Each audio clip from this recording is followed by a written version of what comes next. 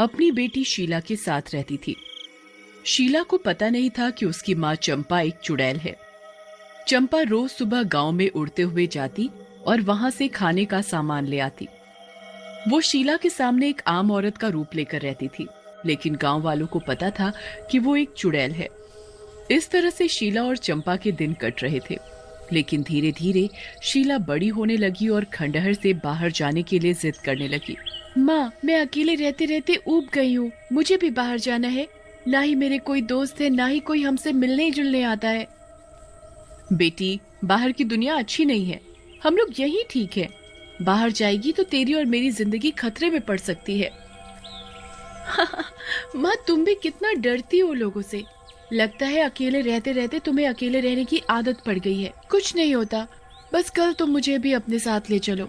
ऐसा कहकर शीला वहां से चली जाती है, लेकिन चंपा शीला की बात सुनकर सोच में पड़ जाती है। ये शीला को क्या हो रहा है?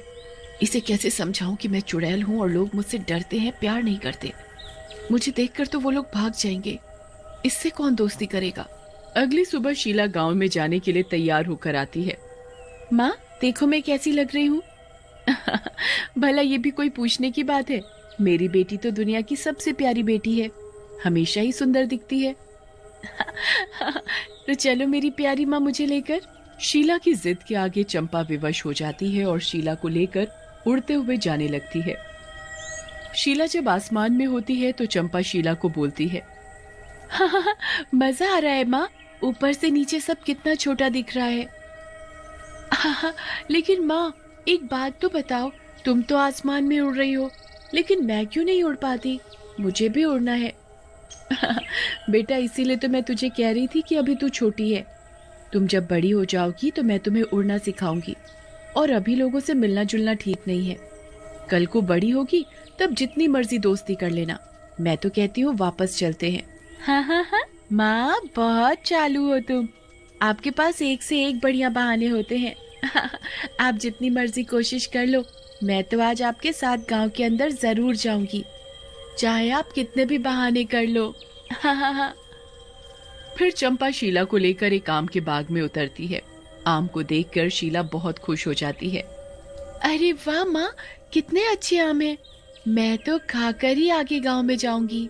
फिर शीला आम खाने लगती है। तभी वहां से कुछ गांव वाले गुजर रहे होते हैं, जो कि शीला को देखकर घबरा जाते हैं और वहां से भागने लगते हैं। अरे भागो भैया। भैया, ये तो चुड़ैल है। अरे भागो रे, अपनी जान बचाकर भैया। गांव वालों को ऐसे भागते देखकर शीला हंसने लगती है और चुड़ैल घबरा जाती है। जिसका डर था वही हो रहा है। लोग मुझे देखकर घबराकर भाग रहे हैं। मेरा असली रूप क्या है ये लोग जानते हैं, इसलिए डर रहे हैं मुझसे। अब क्या करूं? तभी शीला बोलती है, माँ, ये लोग तो ऐसे भाग रहे हैं जैसे कोई चुड़ैल देख ली हो। बेचारे कितने सीधे हैं। फिर शीला और चुड़ैल गांव में चले जाते हैं। चुड़ैल को देखकर गांव वाले घर के अंदर चले जाते हैं और थोड़ी देर बाद आते हैं तो उनके हाथ में खाने पीने का सामान होता है। वो सब सामान लाकर चंपा के पैरों में रख देते हैं और फिर सब अपनी गर्दन झुकाए हुए वापस अपने घरों में चले जाते हैं। ये सब देखकर शीला हैरान हो जाती है और चुड़ैल से पूछती है, अरे माँ, ये सब गांव वालों को क्या हो रहा है? हम दोनों के आने से पहले ये लोग तो बिल्कुल ठीक थे, अब डर गए।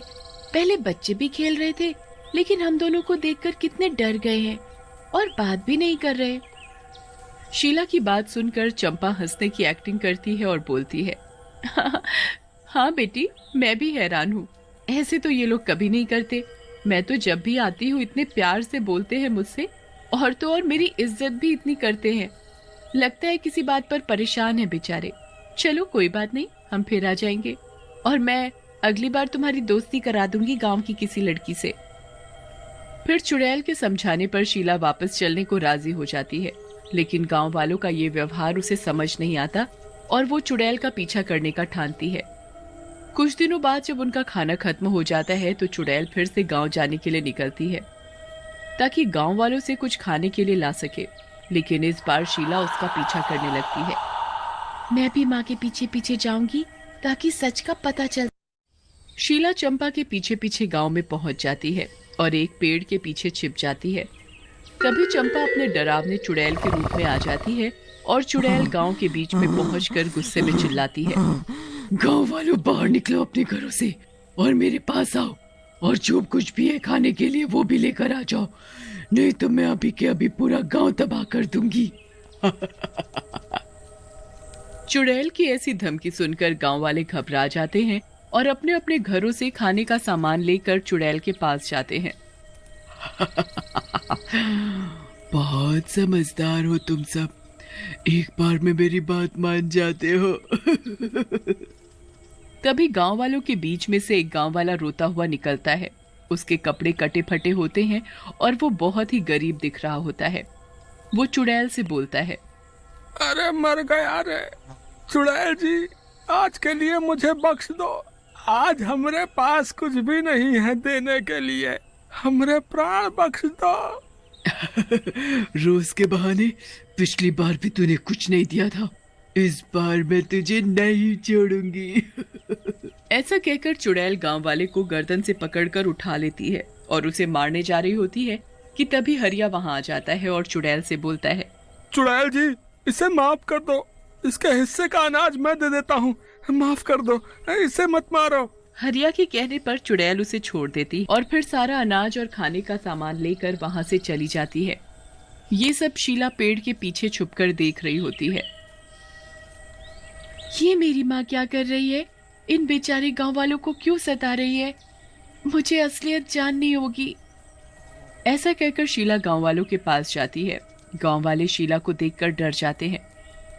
तुम तो वही हो ना? अरे तुम तो वही लड़की हो ना जो कल उस चुड़ैल के साथ आई थी? चुड़ैल के साथ? क्या बोल रहे हो भैया?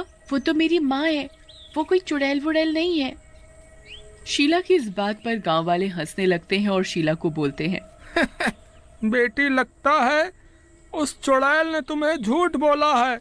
वो कोई इंसान नहीं है, वो तो एक चुड़ैल है जो कि इंसानों को मार कर खा जाती है। बेटा, पता नहीं तुम कैसे जिंदा हो अब तक, क्योंकि तुम भी इंसान हो, एक इंसान की बेटी। हाँ, वो तुम्हारे आगे एक औरत के रूप में रहती है ताकि तुम्हें सच का पता ना चले, और हमारे सामने चुड़ैल बन जाती है। गांव वालों की ये बात सुनकर शीला को गहरा सदमा लगता है और वो रोते हुए अपने घर चली जाती है। उधर चुड़ैल भी शीला को घर पर ना पाकर बहुत परेशान होती है। जैसे ही शीला घर पहुंचती है, कहाँ थी शीला? पता है कब से परेशान हो रही थी? क्यों? मुझे भी खाना है जैसे तुम बाकी इंसानों को खा जाती हो। बोलो, ये क्या कह रही है शीला? तू तो मेरी बेटी है, भला मैं तुझे क्यों खाऊंगी? क्या हुआ? बोलना। फिर शीला गांव वालों और उसके बीच हुई सारी बात चुड़ैल को बता देती है, जिसे सुनकर चुड़ैल बोलती है, बेटी शीला, आज मैं तुझसे कुछ नहीं छुपाऊंगी। हाँ, ये सच है कि मैं एक चुड़ैल हूँ और मैं इंसानों को मारती थी, लेकिन मैंने तुझे अपनाने के बाद कभी किसी इंसान को नहीं मारा। लेकिन माँ, मैं कौन हूँ फिर? मुझे नहीं पता बेटी। मैं तो एक रात अस्पताल के आगे से जा रही थी, वहाँ तुझे कुछ कुत्तों के बीच घिरा पाया तो उठा लिया था कि वो कुत्ते तुझे मार कर ना खाएं। तुझे देखकर मेरी ममता जाग उठी, तब से ही मैं पाल रही हूँ तुझे। माँ, लेकिन तुम गांव वालों को क्यों डराती हो? और मेरे माँ बाप कहाँ हैं? बेटी, मुझे नहीं पता तुझे जन्म देने वाले माँ बाप कहाँ हैं।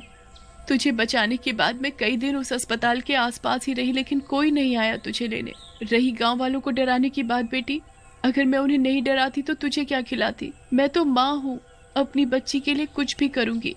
चुड़ैल की ये बात सुनकर शीला चुड़ैल से लिपट जाती है।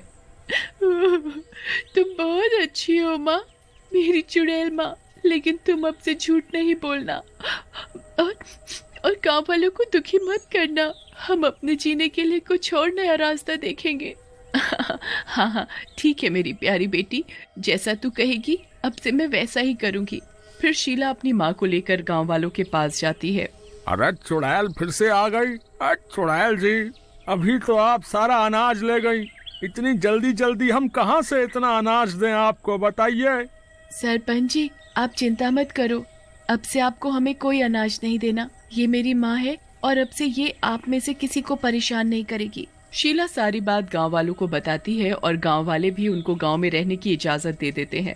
चुड़ैल मुसीबत के समय में गांव वालों की मदद कर दिया करती और गांव में ही वो दोनों आराम से रहने लगी।